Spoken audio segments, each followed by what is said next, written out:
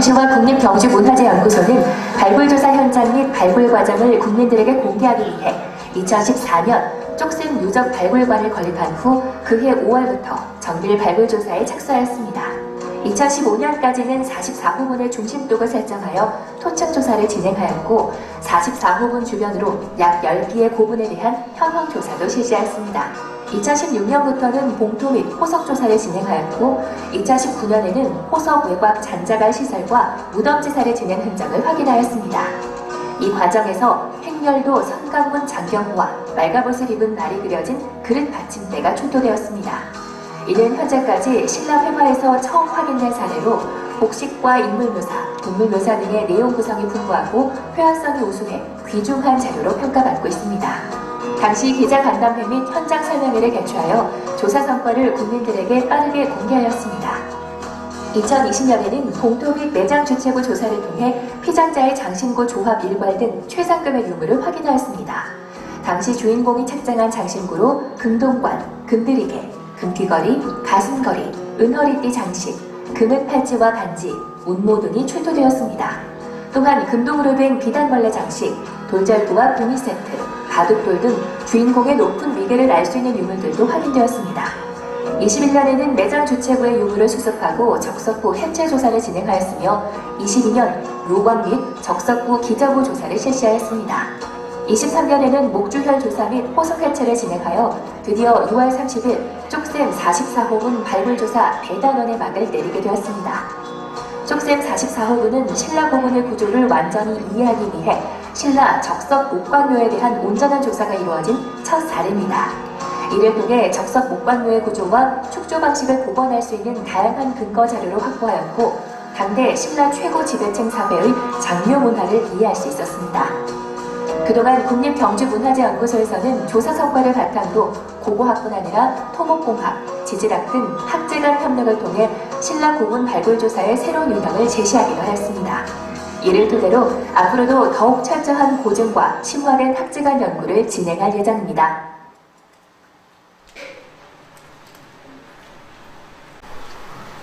네, 지금부터 쪽샘 44호분 발굴조사 주요 성과에 대해 좀 더 구체적으로 설명을 드리겠습니다. 저는 조사를 담당하고 있는 국립경주문화재연구소 정인태 학예연구사입니다. 저희 설명은 크게 4파트로 구성되어 있고요. 말다래, 그 다음에 유기물 분석, 착장형 장신구 등 유물, 그리고 마지막으로 무덤 구조에 대해 설명을 드릴 거고, 앞서 청자님께서 말씀해 주신 것처럼 비단벌레 장식 대나무 말다래는 주인공이 묻힌 목각부 중에서 머릿맛 위쪽에서 출토가 되었습니다. 이곳에 하부석관이라고 붙이는 시설인데요. 여기는 운줄 50여 개를 열을 지어 배치하였습니다. 그리고 행렬도 있었는데요. 15개 가량을 다발로 구성하였는데 매우 드문 사례입니다. 이들은 모두 의뢰형으로 추정하고 있고 말다래는 가로 60, 세로 50cm 범위에 집중적으로 출토되었습니다. 말다래 외에도 목재칠 안장과 여러 유기물들이 확인됐는데 아마도 안장 깔개 또는 덮개로 사용이 되었던 유기물로 추정하고 있습니다.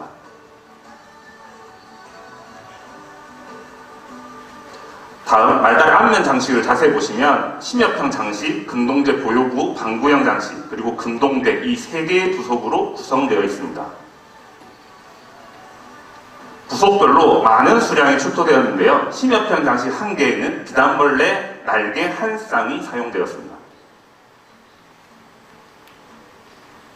심여평 장식은 가장자리 금동태와 비단벌레 날개를 마사실로 연결한 흔적이 확인되었고 제작 기법을 확인할 수 있습니다. 또 연결 흔적을 통해 심여평 장식 4개를 십자형으로 배치하고 가운데 방구형 장식을 한 것으로 확인되었습니다. 일제강점기 금관총의 조사 당시 동향과 경상인강 5회유 부분에서 유사한 패턴이 확인되고 있습니다. 이상 제작기법 분석을 통해 복원된 말다래 복원도입니다. 한편 이 장식 외에도 다양한 직물이 출토되었는데요. 저희가 유기물 분석과 연구를 통해 직물의 종류와 제작기법을 확인하였습니다. 5겹의 직물이 있고 죽재 편조물, 가장자리에 오칠한 물풀의 나무틀로 제작을 하였고요. 이를 토대로 제형품을 제작하였습니다. 실제 인도네시아에 서식하는 비단벌레 표본 400개를 구입해서 날개를 분리하여 제작하였고요. 실제 유물과 동일하게 금동태를 말아 비단벌레와 연결하고 금동판과 실로 고정하였습니다. 말달의 가장 윗면에 능직 던직무일 기가 확인되었고, 이를 토대로 대나무 편조물을 직접 평직하였습니다. 천연 악효를 이용한 직물 접합, 오칠도 진행하였는데요. 지금 보시는 직물 제작은 의류직물학과 협업으로 죽제품 제작과 오칠은 무형문화재와 함께 작업하였습니다.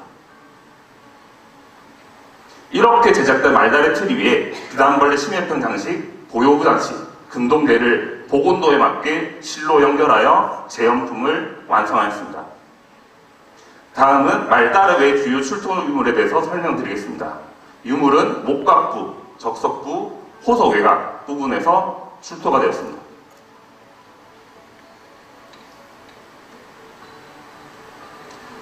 먼저 정지층 위로 토기편들이 출토가 되었는데요. 목각과 적석부를 본격적으로 조성하기 전에 의뢰 행위로 추정되고, 목각부는 머릿만, 주인공 착장유물 발치로 구분되며, 주인공 머리 쪽에는 최대 지름 45cm, 높이 35cm의 대형 철솥 2점이 출토되었습니다.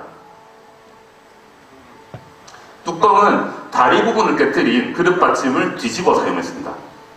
철솥 바닥에는 직물로 출토되었는데요. 분석 결과 점화, 즉 모시로 새끼줄을 꼬아 만든 것으로 확인되었고, 저희가 실제 모시로 재현품을 제작해 보았습니다.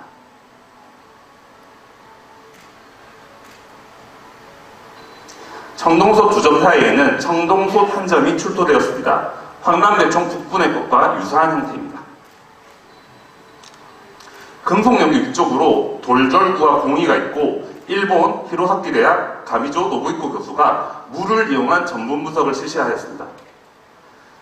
분석 결과 절구 바닥과 공이 머리 부분에 전분이 검출되었고, 향후 유물의 용도 추정에 중요한 단서를 제공합니다. 돌절구와 공이 오른쪽으로 긴 주둥아 달린 주전자 모양의 톡이 5점이 출토되었습니다. 아직까지는 용도를 정확히 알 수 없는 원반형 석제품과 석재 구슬류도 한대 출토되었습니다. 또 머리맡에는 많은 수량의 철제 바늘이 출토되어 주목됩니다. 삼각 거치문이 표시된 오칠 그릇도 포개지로 출토되었습니다. 뒤에 보시겠지만 이 문양을 저희 금동간 삼색경근 재현품에 적용을 하였고, 아까 보신 공주 일러스트 2권에도 표현되어 있습니다. 1500년이 지났지만 굉장히 선명하게 문양이 남아 있습니다.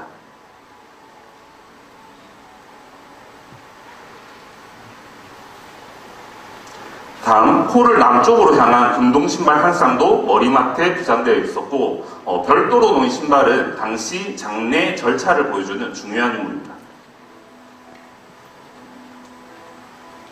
네, 다음은 주인공 착장 유물입니다. 청자님께서 자세히 소개해 주셨기 때문에 간단하게 소개해 드리겠습니다. 금동관, 태완이식, 그리고 낭색 구슬, 금, 은 구슬을 꿰는 화려한 가슴걸이, 각종 재료의 팔찌, 반지, 은재 허리띠가 출토되었습니다. 그리고 특히 금살을 꼬아 정교하게 만든 이 금제 귀걸이 드리개는 굉장히 화려하고요. 얼굴 주변으로는 음모를 부렸습니다. 착정한 유물을 통해 인고로 남아있지 않지만 키가 130cm 가량이고 장신구 크기가 작은 점을 볼 때 미성년자로 추정합니다. 다음 발치 부분입니다. 발치에는 여러 토기류들과 함께 바둑돌로 출토되는 작은 자갈돌 860여 점이 출토되었습니다. 흑백 3세트로 나눌 수 있는 이 돌은 지난 2022년 천년수담이라는 시연 바둑 대국을 통해 바둑돌의 가능성이 높다는 것을 확인하였습니다. 앞서 보신 대로 주인공을 둘러싼 하부석단은 말달의 운주, 행엽 등 말 장식이 출토되었습니다. 다음, 내각과 외각 사이 상부 석가 부분에는 금제이식 여러 점이 출토되었고요. 또한 철도자, 철제끌, 철제공구, 소형 토기들도 출토되었습니다.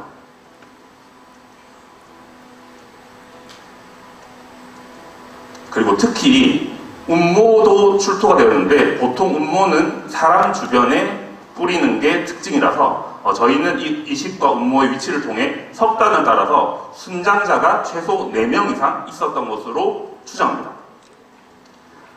적석부 높이 3분의 2 지점에서는 외곽 주변을 일주하면서 주가 집중되고 또 토기편도 출토되었는데 이 토기편과 같은 토기가 머릿말 부장공원에서 출토되어서 이는 당시 축조 공정, 특히 내장 시점을 결정하는 매우 중요한 자료입니다.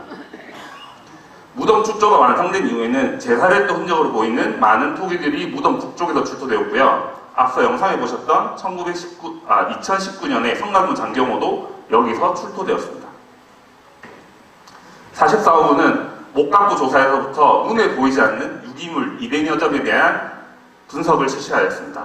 발굴 조사 단계에서부터 문화재 사료학, 분석학, 보존과 전문가가 참여하여 신속한 분석으로 부식이 빠르게 진행되는 유기물에서 내장 당시 다양한 정보를 얻을 수 있는 이 점은 이번 발굴 조사의 가장 큰 성과입니다. 금동관 내에 2종, 말다리 주변에 1종의 삼색 경금이 분석되었으며 삼국시대 직물 중 삼색 경금이 확인된 것은 이번이 처음입니다. 금동관 내면에는 검출된 직물의 색깔을 분석하였는데 적색은 꼭두선이, 흑색은 작은 자초로 확인되었고 역시 직물의 염색 재료가 밝혀진 것도 이번이 처음입니다. 이 외에도 많은 직물이 출토가 되었는데요. 금동관에서는 기, 무문해라, 말다리 주변에는 이색경금, 그리고 금동 신발에는 초와 편견, 하부석단 운주에서 기가 분석되었습니다. 한편 금동 신발에서는 모직물인 개가 확인되었고요. 분석을 통해 사냥털로 밝혀졌습니다. 고대 모직물에서 사냥털이 분석된 최초의 사례입니다. 이러한 분석 결과를 바탕으로 직물 제형품을 제작하였습니다. 양국은 사양사야 노루증시보고센터의 협조를 받아 사냥터를 직접 채취를 하였고요.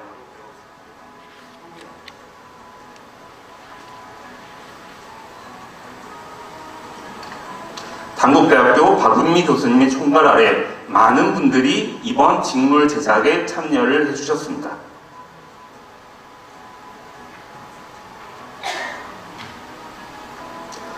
지금 이 보시는 영상이 굉장히 아름답고 잘 만들어졌는데요. 이게 바로 저희가 2021년부터 3년 동안 유기물 분석 과정, 직물 제작의 전 과정을 실시간으로 영상으로 계속 담아서 만든 것이고요. 국립경주문화재무소 홍보팀의 헌신적인 노력이 있었음을 알려드립니다. 이런 과정을 토대로 제원품은 영상 순서를 보신 대로 삼색 경금, 개, 기, 라, 초 총 5종의 직물을 재현하였습니다. 삼색 경금은 철기의 거치문을 모티브로 한 것과 현미경 분석 모습에 가깝게 집조한 격자문금 2종으로 제작하였습니다. 여러 직물들의 모습을 보실 수 있고요. 이번 44호분 직물복원연구는 향후 고대 복식사 연구에 큰 획기가 될 것으로 기대합니다.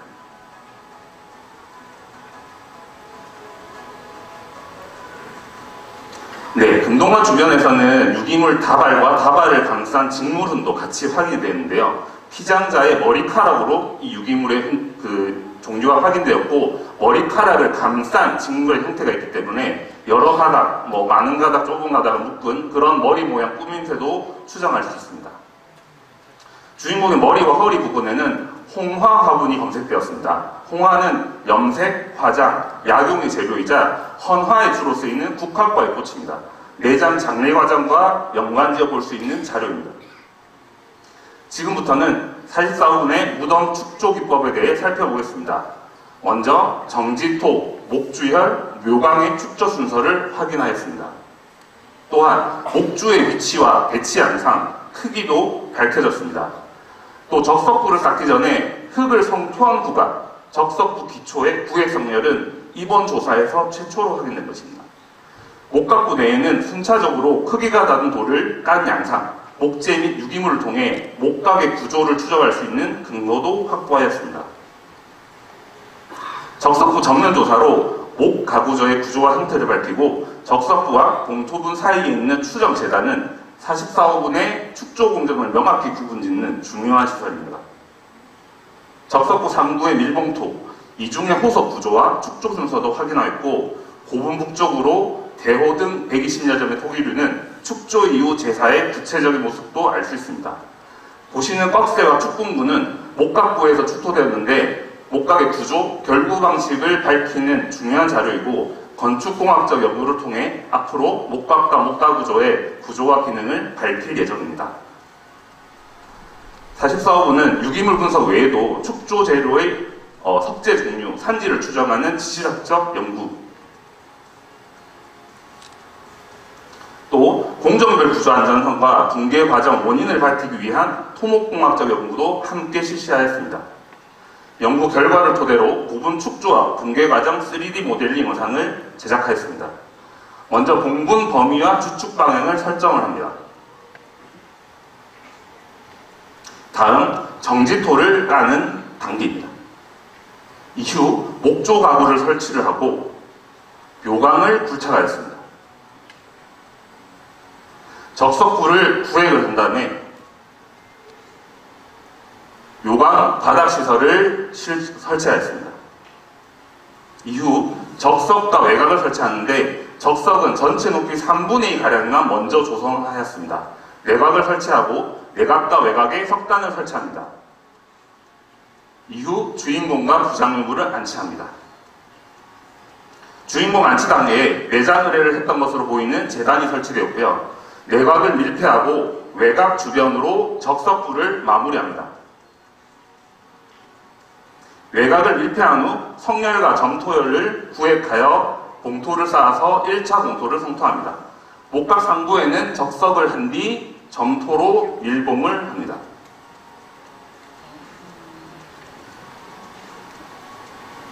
다음 가장자리에는 호석을 설치하는데 하단 호석을 먼저 설치하고 상단 호석과 함께 2차 봉토를 쌓아 올립니다. 호석 외곽으로는 잔자가를 깔고 북쪽에 토기를 놓고 제사를 지냈습니다.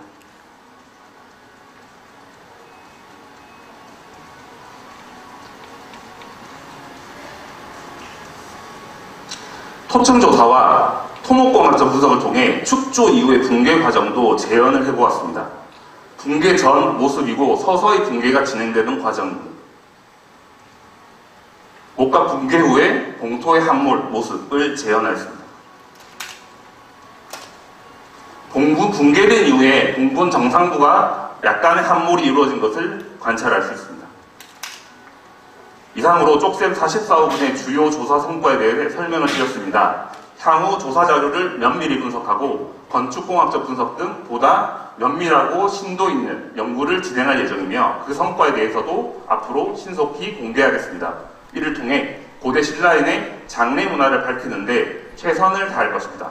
감사합니다.